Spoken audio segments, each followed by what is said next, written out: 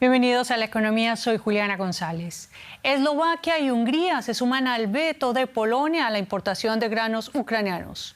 Un golpe duro para Kiev, que además se enfrenta a la incertidumbre que expresa Moscú de no aceptar posiblemente una prórroga al acuerdo que permite la salida de grano de Ucrania a través de los puertos del Mar Negro, recordemos, bloqueados por la invasión rusa. Una larga fila de camiones ucranianos se agolpa en la frontera con Polonia. Los conductores llevan días atrapados después de que Varsovia anunciara un veto temporal a la importación de grano ucraniano. No podemos ir en ninguna dirección. Los polacos nos extendieron su mano y estoy muy agradecido. Toda Ucrania está inmensamente agradecida. El mundo entero lo está. Pero ahora, Polonia no nos deja entrar por algún motivo. Hay algún tipo de problema. El fin de semana, Varsovia introdujo un veto para enfrentar el problema que sufren sus agricultores por el grano ucraniano, más barato que el producto local. Grandes cantidades de cereales ucranianos han estado entrando en Polonia y otros países fronterizos tras el bloqueo parcial a la ruta exportadora habitual a través del Mar Negro. Pero problemas logísticos impidieron su envío a los mercados globales, lo que ha inundado los mercados locales de grano ucraniano, provocando una caída de los precios.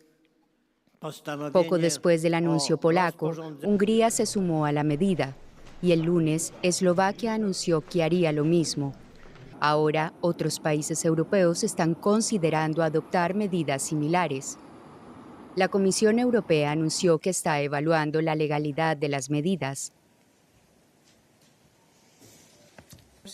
Es importante recordar que las políticas comerciales son de competencia exclusiva, lo que significa que esas decisiones deben tomarse a nivel de la Unión Europea y que no se puede tomar medidas unilaterales conforme a la política comercial de la UE. Para complicar más las cosas, Moscú anunció que podría no extender el acuerdo que ha permitido la salida de parte del grano ucraniano a través del Mar Negro.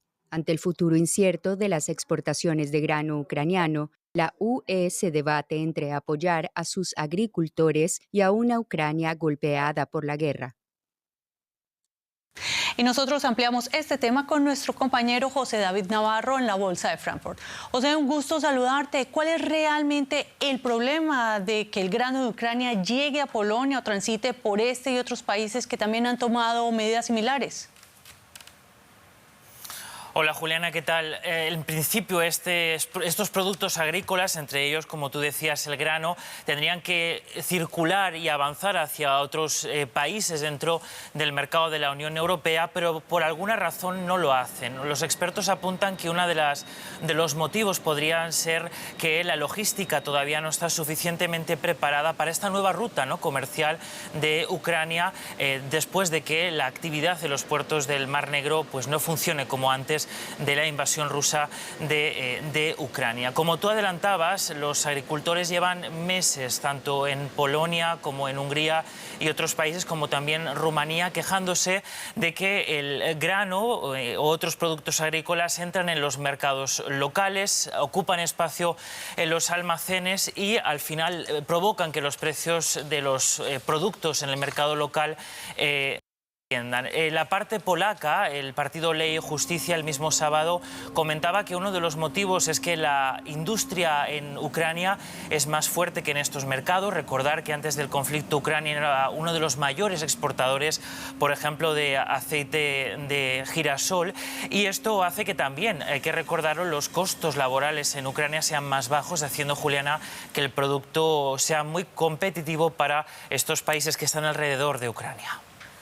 José, ya lo veíamos, el vocero de la Unión Europea dice que las medidas no deben ser unilaterales, pero ¿qué piensan hacer las autoridades europeas respecto a este asunto que no solo afecta a los granos, sino también a otros productos agrícolas?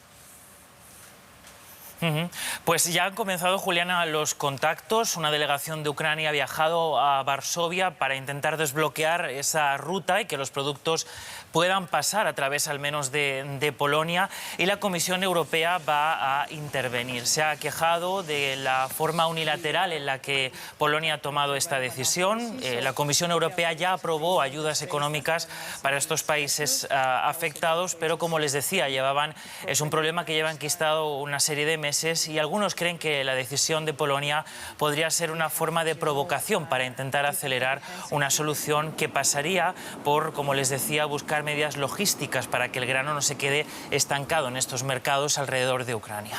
Bueno, es una nueva tensión entre Varsovia y Bruselas. Gracias, José, por estos análisis y hasta pronto. Y el presidente francés Emmanuel Macron aseguró que escucha la ira de los franceses, pero se mantuvo en su posición de que esta reforma a las pensiones es necesaria para evitar la acumulación de los déficits, sobre todo de cara al aumento del número de jubilados y a la elevada esperanza de vida.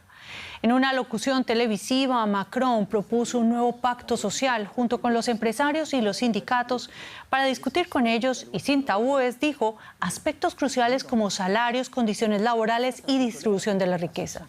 Este fue su primer mensaje a la nación desde el comienzo de la crisis por la reforma de pensiones en enero, que ha generado toda suerte de protestas a lo largo y ancho del país. Y nos vamos para Alemania, nos vamos exactamente para la ciudad de Hannover, donde se celebra la mayor feria industrial del mundo. El país invitado es Indonesia, un país rico en materias primas, de gran atractivo en la búsqueda de fuentes alternativas a China. Y en esta edición los dos temas más destacados son los desarrollos de inteligencia artificial y las tecnologías de neutralidad climática. Las futuras aplicaciones de la inteligencia artificial están alimentando un intenso debate. Por eso nos sorprende que la inteligencia artificial sea la protagonista principal de la Feria de Hannover, el mayor y más influyente encuentro de líderes industriales. A pesar de celebrarse en Alemania, los expertos estiman que el país está perdiendo su ventaja competitiva. El organizador de la feria piensa que la inteligencia artificial puede solucionar ese problema.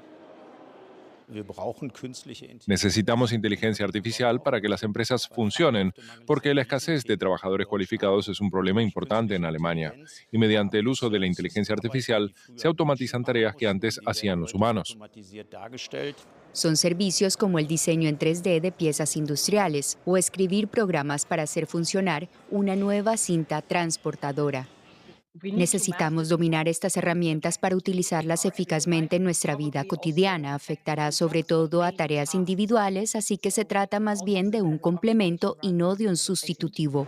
El canciller alemán Olaf Scholz también tiene un gran interés en impulsar a la industria alemana. Recorrió la feria de Hannover junto al presidente de Indonesia, Joko Widodo.